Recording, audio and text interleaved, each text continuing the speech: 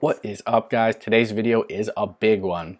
Probably the most common question I get is, Evan, how do you take rollers? So today we are doing my ultimate write-up on every tips, tricks, answers, everything for rolling shots. Whether you guys are maybe taking your first rolling shot soon, or maybe you've been doing this a couple of years, no matter what, I promise you're gonna be able to take away something from this video. Now, a lot of this is subjective, meaning it's my opinion, but if you take everything with a grain of salt and alter it in your own ways, it will still work for you. So this is definitely gonna be one of my longer videos. So sit back, relax, grab your favorite drink, a snack, pen and paper, or get your notes out and get ready to go, because this is gonna be full of awesome information for you guys. Without waiting any longer, let's hop right on into it. So let's start off with the very basics. What is a rolling shot? Well, it's quite simple. It's when a vehicle or subject is in motion. So how do you take a rolling shot? It's simple. So pretty much with a rolling shot, both you and the vehicle or the subject you're shooting both have to be going the same speed. This is what is getting this motion, because you're shooting at a lower shutter speed, meaning that the shutter stays open for, let's say, for example, the shot I believe is around 1/10 of a second. So you have to make sure that the vehicle is staying the same exact speed as you, otherwise it will be blurry. That is what's giving this awesome motion blur.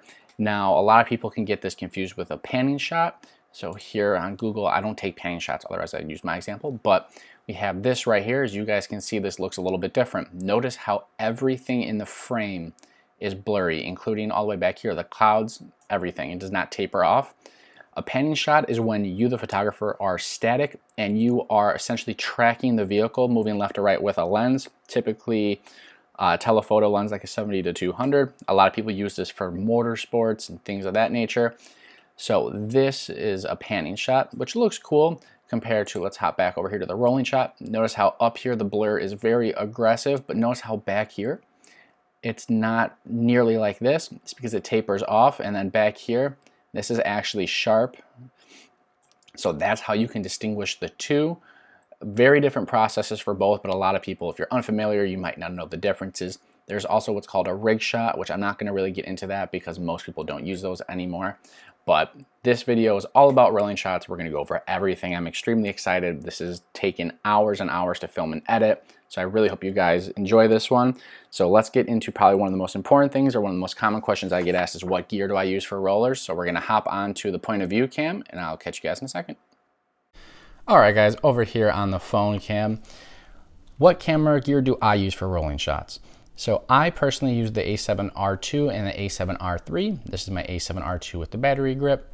Why do I use these? Because they are full frame. With the full frame sensors, because they're larger, it's able to capture more, meaning more light, and also with the larger sensor, it captures more surface area.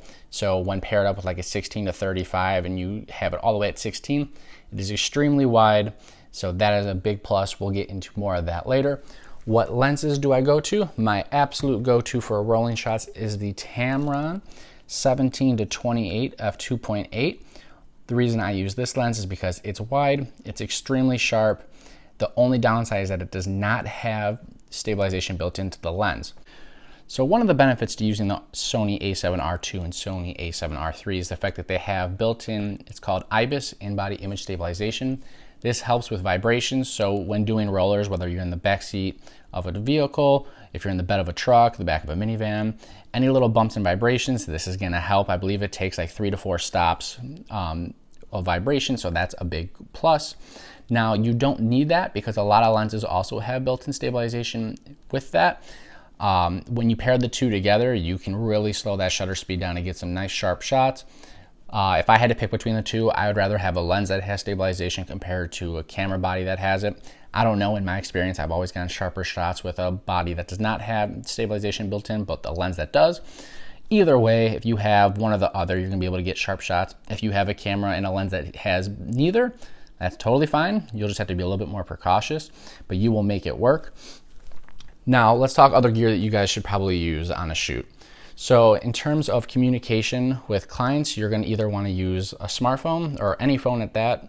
You can go into like a messenger chat. You can have walkie-talkies. I don't have any with me. I personally don't use them. I just get on a phone call with them if need be. Otherwise, a lot of it is like hand gestures. So for example, when I'm doing rollers, I'll go like this. It means come up, stop, fall back a little bit. That has always worked for me with the hand gestures. Typically where I shoot are back roads. I'm gonna get into all that in a little bit. Safety things that you should have. A harness is a big plus. I personally do not use one, but a lot of people can call me an idiot, and that's totally fine. A harness is a good idea. It's something that's good to have because any safety precaution you can take is a plus. Now, what do I use for my camera? I use this camera strap right here, Altura Photo. You can get any generic one online. I believe I got this on Amazon for like 10 bucks. This is just a wrist strap for my camera. This way, when I'm hanging out of the car or the back of the truck, I know if I accidentally drop the camera for whatever reason, it's not gonna go anywhere. I've never done that, but knock on wood, that never happens. But with this guy right here, I know that I am safe and sound, or at least the camera's not gonna be going anywhere. Next up, let's talk about a very important thing is SD cards. Now, a lot of people don't realize that there's quite a few differences. So first and foremost, when doing rollers, odds are you're gonna be taking a lot of photos. So with that said, I recommend either going with the 64 or 128 gig SD card. That way you have tons of room, especially when shooting in RAW on some of these larger sensors that are like 42 megapixels. It eats up a lot of data fast. So my go-to for rollers is usually this guy right here. So why this guy? So with 64 gigs, general rule of thumb for me after shooting for a while with this card, I know that that's about 2,000 photos in that ballpark. I never take that many rolling shots. Usually at most I'm at like 1,000, and that's usually a pretty special car, and I'm just firing off a ton. Realistically, you could probably get away with just a couple hundred and have quite a few keepers, but my rule of thumb is that, you know what, I'd rather have too many than not enough. Now, why this specific card? One, because the storage is nice, but the biggest thing here is, can you guys see that? It says 170 megabits per second, or megabytes per second. This is a big one. So this is the write speed. So that's how fast the camera can write to this card, or how fast it can take in the information.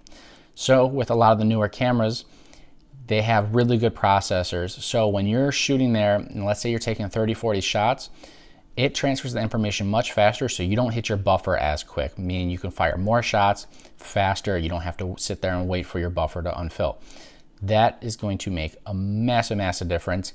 I typically would not go anything lower than 150 megabytes per second if you're shooting rollers, because that way you're gonna end up getting more keeper shots. So make sure to try to have a faster card. They do sell some that are faster. That might be overkill, but if you have the funds for it, by all means do it. There's really no downside to having a faster card, but definitely don't go any smaller than 64 gigs. 32 is probably not gonna be enough, but 64 seems to be the sweet spot. 128 is just a backup. So keep an eye on that when you guys are searching or purchasing SD cards, because I would always argue, get a better one than what you need, because it does not hurt, and down the road you might find yourself using it more than you expected to. Now, a big one. This is one of the biggest takeaways from this video is I see a ton of people online, specifically Instagram, taking rollers, and if you guys look, there's like little blobs, like little dark blobs all over the photo. That is dust on your sensor. So next we're gonna discuss how to clean your sensor. Now there's a couple different ways. If you wanna look at a very detailed review, I'm sure there's tons on YouTube. I'm gonna give you guys the gist of it here. So that's gonna be the #1 culprit to like nasty things in your photo. So I know, for example, that this sensor is perfectly clean. You guys probably can't tell in this lighting, but there's zero dust. How do you clean your sensor? There's a couple different ways. My favorite and the easiest way is using this guy right here. So this is my favorite tool for cleaning any of my gear. So for example, let's say there's a couple little specks on there. You go under a bright light and look down, you can see that there's little things on there. All you do is you hold your camera, obviously you'd remove the cap, but since mine's clean, I'm not gonna risk inducing dust. Hold it upside down and you're going to just blow this up. There's nothing here, it's just blowing air. So this should dislodge any dust that's on there. If you have something that's more stubborn, let's say like a drop of water, spit, who knows, something got on the sensor and it's not coming off with the blower, we can hop on over to, I don't have them with me currently, but they have what's called like sensor wipes. With those, it's like a little liquid that you put on the end of a swab and you go back and forth over your sensor. There's tons of YouTube videos on that. I'll probably link one in the description. So if you guys have a stubborn stain or something that's on your sensor and it's not coming off with the air, use that. It's a scary process at first, but honestly, as long as you take your time and do it right, you won't have any issues. I did it for the first time a couple months ago when I got the R3 because there was a stubborn spot and it works just fine. Don't be too worried about doing that.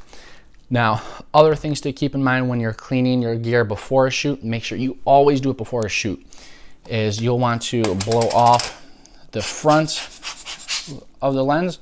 Every lens you'll want to have a Cpl filter, which is a circular polarizer. This is essential. So again, there's tons of YouTube videos showing what a Cpl does. I'll probably refer to it later on in this video showing the differences of what it does, but you will definitely want one of these. It is essential. So you'll make sure you blow off the front of this. Same thing, you'll want to make sure you blow out the back of it. That's what she said.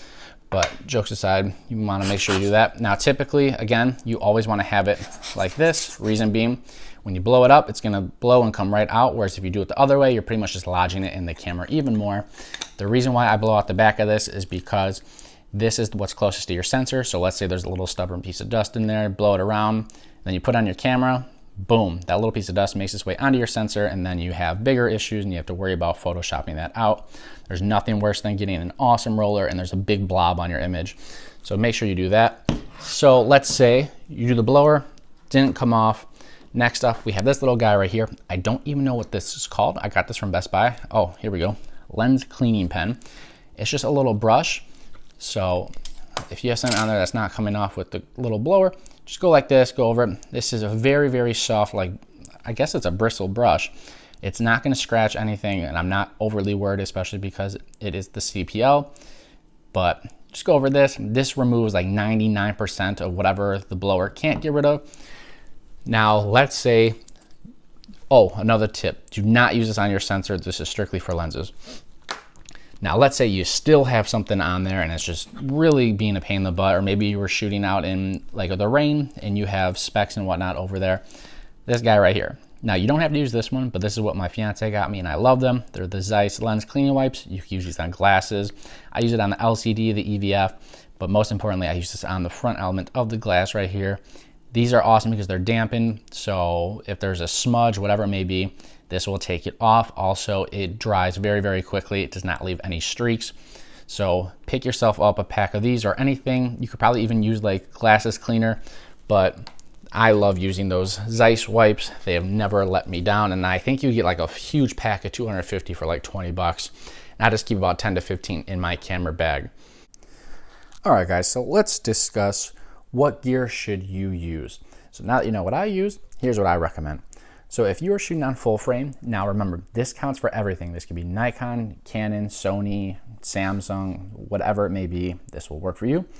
With full frame, I recommend using a 16 to 35 lens, preferably an f2.8. Reason being is that you can use that for interior shots, use that for other shoots. If you have something like an f4, you might not be able to use that in low lighting situations, but for rollers, typically your aperture is going to be much higher than f4, so it does not matter. If you cannot swing an f2.8 or an f4 16 to 35, opt for maybe a 24 to 70, another very versatile lens. It does not matter on the brand. You can use like a Sigma or a Native. I know Canon and Sony both have 24 to 70s, and they also have the Sigmas. So anything in that focal range is going to look great. For rollers, I prefer the 16 to 20 millimeter focal length range because it's wide enough to capture everything in its surroundings, but 24 is still fine. You can still get a pretty decently wide angle, especially shooting landscape. If you cannot swing that, no worries. Some of my best rollers, believe it or not, are taken with the kit lens. So why the kit lens, you're wondering? Reason being, one, they're cheap. Two, it came with your camera, and B, most of them have built-in stabilization. You're like, wow, I didn't really know that. Yep. So these are great. Even though they're not wide, it's still gonna compensate because of the stabilization in the lens. When shooting at 28, you're still gonna be able to get sharp images. Now, optically, typically kit lenses are not that great compared to like a 24 to 70 or 16 to 35, but for social media purposes, it will get the job done. So do not be discouraged if you do not have access or funds for a new lens. Work with what you got. Make sure you are shooting in RAW to get the most out of it that way. Now, when it comes to the camera bodies, we'll hop back into this. Again, it is beneficial to have the in-body image stabilization, but it is not a must, so do not be discouraged if you do not have that. Now, if you do not have a full frame camera, not an issue. I do not have a crop sensor camera with me, unfortunately, but if you do, you're probably going to want to look for lenses in the 10 to 22 millimeter focal length range. Reason being is that it's going to give you very close to the 16 to 35 focal length range. As we discussed, that just tends to give you a really good, kind of landscape style photo. Same thing, f2.8 to f4 would be awesome. So that way you're able to capture low light. If you do not have access to that, no issues. I know a lot of the crop sensors have an 18 to 105 lens. So that's gonna be like a 24 to like 155-ish focal length. So again, 24 millimeters on the crop sensor, or 24 millimeters equivalent on the crop sensor is gonna look good. Not super wide, but still wide enough. And then again, if you do not have access to that, use your kit lens on the crop sensors. I know for like the Sonys, I believe it's a 16 to 50, and I think on the Canons, it's an 18 to 55. Both are still wide enough. Both, I believe, still have the stabilization built in. Some of my best rollers were on my A6000 with the kit 16 to 50 lens. I was able to get shutter speeds down to like 1/4 of a second, and that camera did not have in-body stabilization. So it's not a must, it is just nice. So hopefully that answers your guys' questions on what gear you should use. I always try to keep in mind that I want to use these lenses for more than just rollers. So that's why I opted for the f2.8, because I use it for interior shots and other things like that, like engine bay photos, detail shots. This works awesome. So we're gonna hop right back over to the computer, talk about locations, settings, all that fun stuff. So I'll catch you guys over there. Next, let's talk about where should you take rolling shots. Now this is very subjective and it's just my personal opinion of what works best for me. Again, with this video, take everything with a grain of salt and use it to your advantage and do whatever is best for you. Now, for me, I prefer 4-lane roads, meaning 2 lanes going each way. Why? Because I don't like worrying about oncoming traffic. So, for example, like this was on a highway by me. Now, typically with rolling shots, I prefer to shoot at lower speeds, typically like 25 to 35 miles per hour, but you might not have a road close to you that works for that. So a lot of times the highway is a good substitute because pretty much every city or town has one. Now, why, again, for the 4 lanes? So another benefit of the 4 lanes is that without having to worry about oncoming traffic, you have a lot more to work with, meaning you can be focused more so on getting the shot versus worrying about someone that's coming towards you. Another huge thing to take into consideration is make sure that the road is straight. Straight roads allow you to focus longer. It allows you to fire more shots, meaning odds are you're going to get more keepers. Now, I say keepers meaning that they're sharp, they're tack sharp and not blurry. So every time you guys hear me say that, that is what I mean. Also, make sure you try to choose roads that don't have a ton of traffic. There is nothing worse than getting an awesome rolling shot and you have 4 vehicles behind you in the frame. It just kind of takes away from the image a little bit unless that's the aesthetic you are going for. Now, let's say you don't have access to a 4-lane road and you don't have access to a highway. Totally fine. As you guys can see in this R8 shot, this is a back road. Now, I chose this road because it is in the middle of nowhere. As you guys can tell, it's just corn and crops. This is nice because you don't have to worry about much traffic. Now, the downside is that we are on the oncoming traffic lane.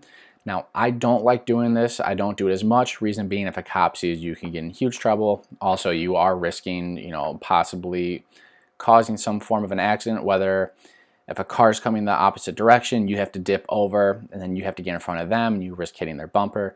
Sometimes you have no choice but to do it this way, but take every precaution. Again, minimal traffic roads. One that is very straight, you can see for at least half a mile. It gives you more than enough time to flag the driver, tell him to back off, then you hop over in your lane. Another big thing is a smooth road. Now, a lot of people don't take this into consideration. They'll just go down any road that they have near them, and it can be super bumpy. Any vibrations that you can remove from the equation is going to allow you to get sharper rollers. Again, this all comes down to being steady. So if you have a smooth road with a vehicle that's smooth, we're going to get into that next, you have a much higher chance of getting a sharp roller. So this was shot in the same location because this is by the client's house, a very smooth road. You can see this shutter speed, I wasn't pushing it.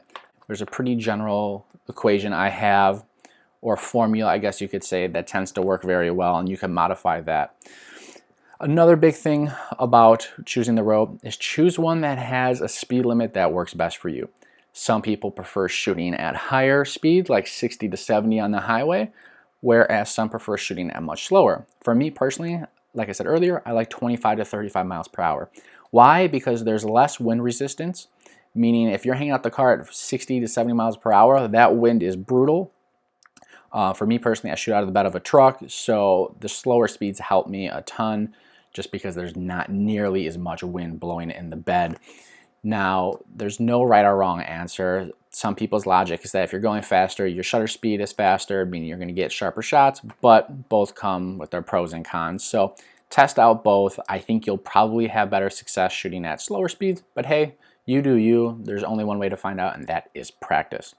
Now let's discuss vehicles. What do I recommend and what do I use? So I personally shoot out of the bed of the truck 90% of the time now. Let me show you guys. I'll pull up a few photos here. We're going to cut to that. So I personally shoot out of the bed of a 2017 Silverado. It's my fiance's. Now, why do I do it that way? I like being in the bed of the truck because I have mobility. I can move around. So for example, this shot came out awesome. We'll also discuss lighting conditions in a little bit. But for example, we went from this angle to this angle in just a second or two. So unlike shooting out of a car, you really couldn't capture this angle unless you were in the trunk. Now, I'd be lying if I said I never did that. I'll insert a video here.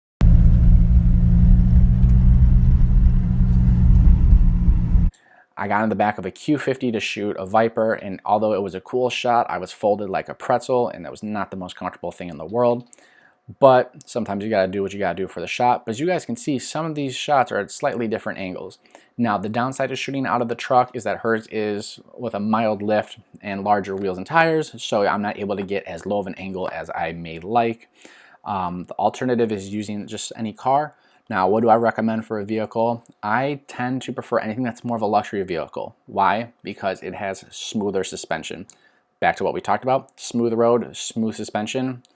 That's a recipe for success. So try to find someone that maybe has like an older Lexus or an older Camry, anything like that. Anything from like the late 90s, early 2000s tend to be like really sturdy, solid cars. Sure, they're not the prettiest, but it'll get the job done. Another thing to keep in mind is that stock suspension is better. Now, I've had several friends with static cars, typically in the stance seam, that always offer to help out, but when I take rollers out of their vehicles, there's just so many more vibrations because everything is so stiff. So keep that in mind when you're thinking about the location you're going to go take rollers at, is what vehicle is going to be best for that road. Again, if your parents have a vehicle, if a friend has just a regular car, that's the go-to.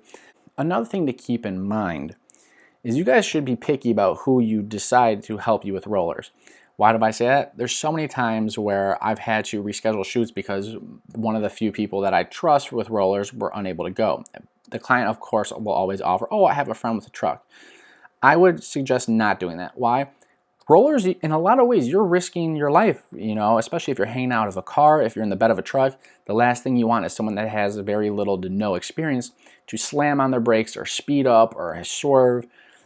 Your life is really at risk. So make sure you have a friend that understands, that comprehends, that is safe, that is a good driver, because the last thing you want is the shoot to go horribly wrong if they're driving like an idiot. Another big thing with rollers is that you guys have to maintain the same speed. So if you have a friend that drives like it's the Fast and Furious, you're not going to get as many shots. They have to be steady, they have to be calm, they have to understand the risk. If they can understand all that, then you're good to go. Keep them. And make sure you pay them, guys. Whether you pay them, take them for food, give them photos, whatever it may be, they're helping you out. They're using their gas. Do whatever you can to help them out because they're a homie. Now, how should you take the shots out of said vehicles? So, like I said earlier, the truck I shoot out of the bed because I have better mobility and I can move around. With the car, I tend to be in the back seat. Reason being is I could hop from side to side depending on how the lighting is. So I will show you guys here. So last week I shot these. It was real early in the morning. We're going to discuss weather in a minute. But you guys can see that the lighting was very harsh, so the shadows are very, very strong. So the reason I prefer shooting in the back seat of a car, if that's all I have access to, is the fact that I can bounce from side to side in the back seat. This means I can kind of control which way the shadow's going. So if you're going, let's say, west and the shadow's on this side, when you're going east, it's going to be on the other side. So you can swap lanes and swap seats in the vehicle and control where that shadow is. That is something that you really should keep in mind because you don't want the vehicle, their shadow being closest to you, and you also don't want the vehicle that you're in casting a shadow on their vehicle. I made that mistake so many times in the past, and now that is my #1 thing. A little pro tip here is I usually drive down the road 1 or 2 times prior to the shoot, so that way I know exactly what the lighting is doing and I can tell where the shadows are going to be and plan accordingly to which lane I'm going to be in. When shooting out of the passenger seat or the rear seats, just roll the windows down and kind of just hang out. I have your chest up against the window. I would not go waist to the window. I'm sure you guys have seen the memes of the kids that are literally like fully hanging out of the car, trying to put the camera as close to the ground as possible. Personally, I think that's stupid. I think it's a safety hazard. If your driver had to brake or move quickly, odds are you're going to fall out of that or you're going to drop or damage your camera. So don't do that, guys. You don't need that crazy of an angle. But just by extending your arms out at a lower angle, you're going to be able to get the shots you need. So do not risk your life trying to do that. It is not cool. Now, another very popular vehicle is a minivan. I've personally never done rollers out of a minivan, but you absolutely can. A benefit to the minivan is the fact that you have the mobility. So very similar to the truck, you can bounce around from side to side. You also have the side doors on the minivan and you're all enclosed, which is nice. So you don't have any wind resistance compared to the truck. I personally do not use a minivan because I just do not have access to one. The truck seems to be just fine, but I can see how the minivan for many people would be a big plus. So if you have access to that, by all means give that a shot. The other nice thing about the minivan is that you can hook up a harness in the back to like some of the seat belts, so that even gives you better stability. Like I said earlier, I don't use a harness in the back of the truck because the bed, I'm not worried about something happening there. If the tailgate were to open, that would be crazy. I mean, those things are rated for several thousand pounds before I think that latch snaps. But I think the overall consensus, if you have access to a minivan, that is likely the best option because you could fold down the third row seats and have a ton of room back there to get any cool angles you desire. You could also get pretty low without risking falling out of the vehicle. But if you're doing that, use a harness, use some sort of safety feature just to be sure, because you never know when someone's going to cut you off or something's going to happen. You don't want to be caught off guard and end up falling out. Now, weather and timing. This is essential. So, for example, we'll go back to this Cobra shoot right here. This was done last Saturday morning, but this was done at 9 a.m. This client, they were only available in the morning, so we had to make it work with, the conditions we had. Now, although I think they did turn out pretty good, my ideal conditions personally would be right around dusk. So for example, if the sun sets at 6:30, I'm out there shooting between 6:10 to 6:15 and I'm getting the last 15 to 20 minutes of sunlight. Reason being is that is going to be the softest lighting. It's not going to be casting any shadows. This was 9 a.m. and the sun was in full effect and there was 0 clouds in the sky. And you guys can tell, especially with black paint, it is very harsh. Now it's not blown out, but it's close to being blown out and my aperture was way up. We're going to get into that soon, which settings you should use. So keep that in mind when you're planning rollers. Also, most clients usually aren't available in the morning, so odds are you're going to be doing it in the evening, which is, in my opinion, the absolute best. But sometimes you got to do it throughout the day, and they're only available at a certain time, and the weather might not be working with you. So keep that in mind. Use the tip I talked about. Drive the road, see where the shadows are going to be, so that way you can plan accordingly, and you're saving yourself a ton of hassle than trying to Photoshop out your shadow being cast on their vehicle and whatnot. Now, the reason, going back to what we just discussed, shooting in the evening or at sunset, you have such smoother, nicer light. So you guys can tell immediately, we'll hop over to this shot right here, there's no shadow. And no, it's not behind it. Reason being, the sun is set. It's way down low, so it's getting blocked by trees. You're still getting awesome lighting, but you don't have these obnoxious shadows everywhere. And also, because it's a smoother light, there's not nearly as much contrast, meaning the ground isn't blown out, the sky isn't blown out. It just looks a lot softer, a lot neater, a lot nicer. So that's why I prefer shooting at sunset. Also because you tend to get nicer colors at sunset. Now this is being filmed right now. I believe this is October 29th. So it is prime fall right now. As you guys can tell, there's tons of beautiful colors. The leaves are starting to change or starting to fall off, but really, really cool colors there. Forgot to mention earlier, is in terms of location, make sure you pick a road that has trees that are next to it or something. Reason being, if you have nothing next to it, you're not going to be able to see the blur as much. It's only going to be on the ground. So I use this road all the time because on both sides of the road, as you guys can tell, there's trees, there's foliage, and that really is going to enhance that blur. So keep that in mind as well. I forgot to add that in there. Another thing with weather is that you can shoot when it's gloomy or cloudy out. So if it's a day where it's just kind of not raining, but just real cloudy, nothing much going on, that is ideal conditions too, because you're going to have that soft light. You can also make it look pretty cool by bringing down the exposure on the clouds. So I didn't do rollers of this specific vehicle, but this is the type of weather I'm talking about. Let's find it right here. Where it's nice and cloudy, you can really kind of make it a moody vibe, and you're able to slow your shutter speed down because it is a little bit darker out to let in more light. Now let's talk about how should you crop your shot. So let's discuss crop. So which should you shoot? Should you shoot portrait or should you shoot landscape? Now, for those that don't know, portrait is vertical, meaning it's up and down, so the image is much taller, whereas if you're shooting landscape, that is horizontal, and that is much wider, such as this shot. I personally prefer shooting landscape or horizontal. Reason being is that it just gives you more atmosphere of what's going on, what's around you, and this, in my opinion, just tells a better story. It also tends to add better motion blur because you're capturing more of what's on the left and right of the vehicle versus just up and down. Now, totally personal preference. The cool thing with a lot of the newer cameras is honestly, even with 24 megapixels, guys, you can shoot landscape and you could crop to portrait. That's what I personally do nowadays because I don't have the best of both worlds. So make sure when you're doing the rollers to keep that in mind because that also does play a role in the location. If you really want to emphasize the blur, you're probably going to want to shoot landscape because it's just going to capture more of the foliage and the trees and whatever is behind the subject. So let's talk angle, guys. So there's a couple different things, and again, this is all subjective.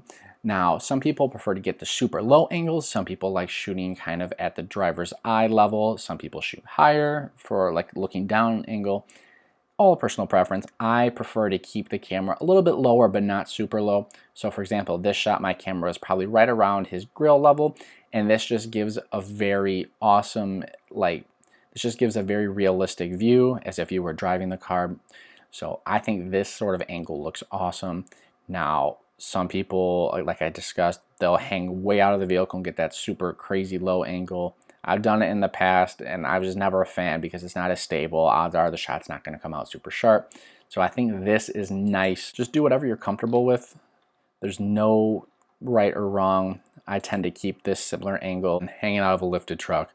I can't get super low anymore, but I think that this angle is still very, very nice.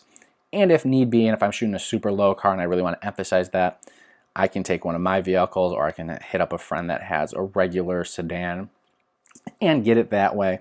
But keep that in mind when you're taking the photos, is how is it going to look on social media or wherever you're posting. If you're just using it for portfolio purposes, then it is really up to you and just shoot it however you would like. Now, the next one is probably the most important, and this is what I get asked all the time, is Evan, what settings should I use? Or Evan, what settings do you use? So, hopping into it. Setting-wise, let me just say this as blunt as possible. There is no magic answer. There's no right answer. But if you use what I'm telling you, odds are it'll start to work in your favor and you can custom tailor that to your liking. Example, this shot right here. This is on a back road. We're going about 25 to 30, and this was shot at 1/20th of a second. Now, why was it shot at that? Starting out with rollers, I always match my shutter speed to the speed I'm going. So for example, if we're going 30 miles per hour, I'm going to start at 1/30th of a second.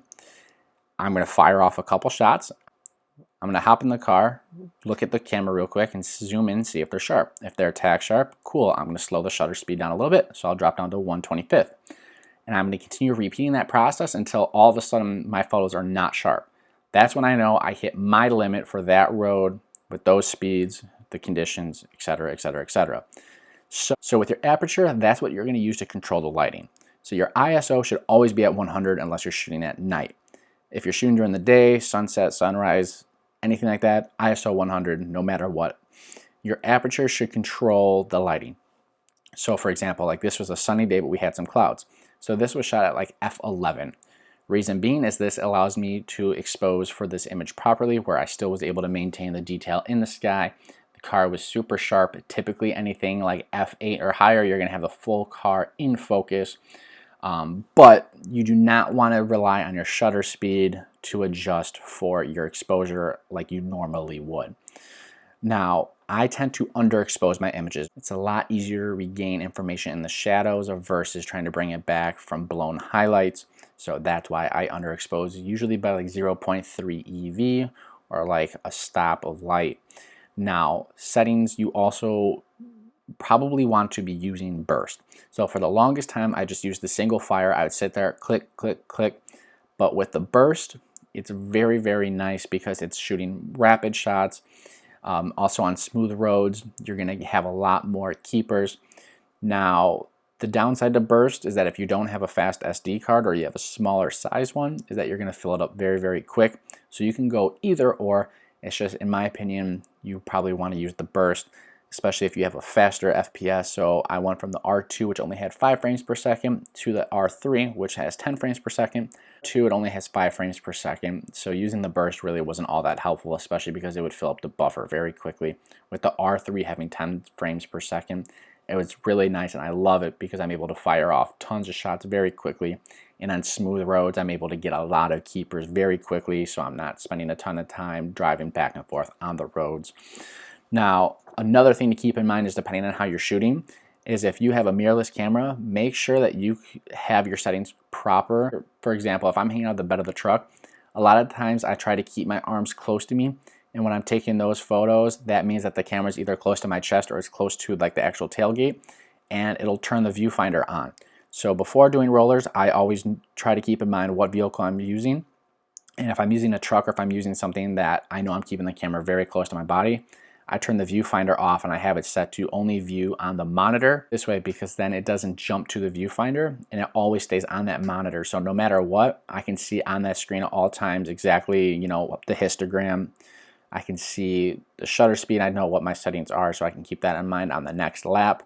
You don't want to be shooting, all of a sudden you look down and you can't see what you're shooting because it jumped to the viewfinder, and then you're sitting there fumbling around and you're losing potentially awesome shots. So keep that in mind before you go to the shoot. Now, pricing. What should you price your Now, last but not least, how should you price your rolling shots? Again, very subjective. In my opinion, you should price it probably about 50% to 100% higher than your still shots. So let's say you charge $100 for your stills. I would say at a minimum charge $150 to $200 for the rolling shots. Reason being, you're going to fire off a lot of shots. That's wear and tear on your gear. Also, there's the risk component of that. You know, you are in a lot of ways risking your life. That's really, I know that sounds like I'm exaggerating, but I'm not. Another thing to keep in mind is that you are paying someone to help you, or at least I hope you are, whether it be gas, food, whatever, that costs money, time. There's a lot of factors that come into it. It's not like you're just sitting at one location. You're constantly driving, moving, burning gas, using time, having a friend help, etc., etc., etc. So price it accordingly. Don't undersell yourself. My general rule of thumb is about 50% over stills. And depending on the client, you could go up to 100%. If it's someone that has a lot of money, by all means. So I think I've touched on just about everything. If I left anything out, I'll be sure to add that in. Now, I really hope you guys were able to take away something from this. It has been a tricky video to film because I constantly forget things, or I want to add things in as I'm going along. But I think if you guys really took and listen to what I said, you can take a lot of things away from this. By no means am I saying I am perfect or that I take the best rollers, anything like that. Absolutely not. There's definitely people that are more talented, but a lot of the stuff I see on YouTube, especially talking about rolling shots, is just kind of all over the place, and I don't feel like some of these people maybe have quite the credentials, meaning that I see their stuff and their shots are always blurry, their sensors are dirty. They just skip over a lot of the basic stuff that maybe, you know, some of you guys don't know, and some of these tips I'm sure will help. Let me know in the comments, guys, what you thought of this video, if there's anything you learned. If you have any information that you think I left out that was super helpful and that would help anyone out, by all means add it in there. This video is probably going to evolve over time. I might do another one next year if there's any other stuff that I left out, but I think I did touch on just about everything. I really appreciate you guys that made it through this video because I know this is a longer one. I'm assuming right off the bat this is probably like a 40 to 50 minute video, but I think it's going to help a lot of you guys out. Alright guys, hopping in here at the end of the video. First and foremost, I want to say thank you guys so much for those that made it through this entire video. I really wanted to add in everything I knew and have learned over the years into this, so I'm hoping you guys had some really positive takeaways from it. Now, one thing I didn't really touch on too much is the fact that don't let your nerves get to you. You know, doing rolling shots, it's a little daunting at first, but once you get the hang of it and do it a couple times, it just becomes intoxicating. It's such a cool feeling. You know, knowing that you're going to get some really awesome shots that a lot of people aren't able to get is a really, really cool thing.